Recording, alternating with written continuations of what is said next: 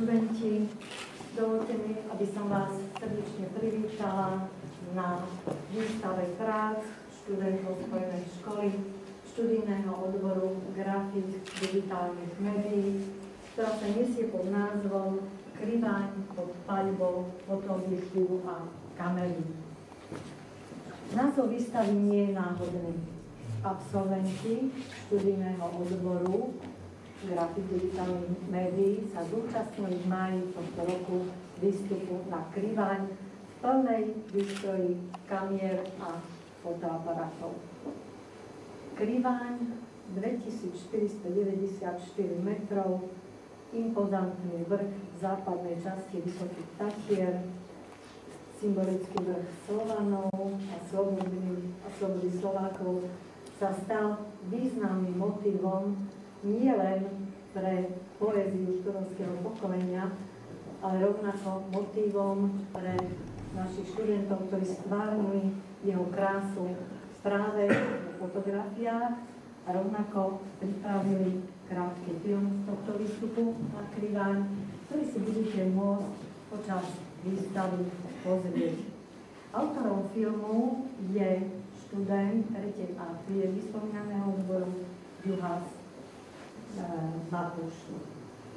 Chcem privítať na dnešnej výstave riaditeľa Šarišského múzea, pána inžiniera Luteka.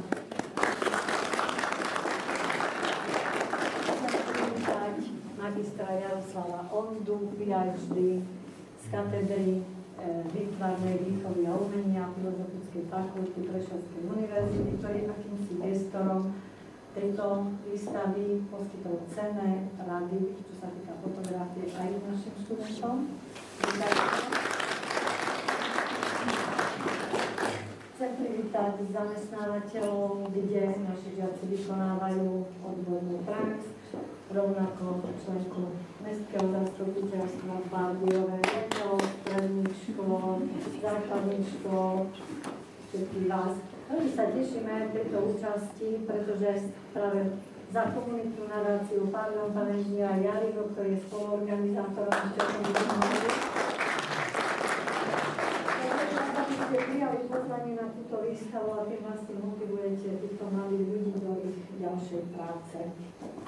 Výstavu svojimi fotografiami prezentujú žiaci prvých a štvrtých ročníkov spomínaného študijného odboru, ktorých mená sú uvedené. Snáď by som chcela podotknúť alebo najviac vyzdvihnúť dvoch žiakov, ktorí sa podielajú na celej výstave a ju organizačne najviac pripravovali Maja Indíková zo 4. D a Tomáš Vondkovič.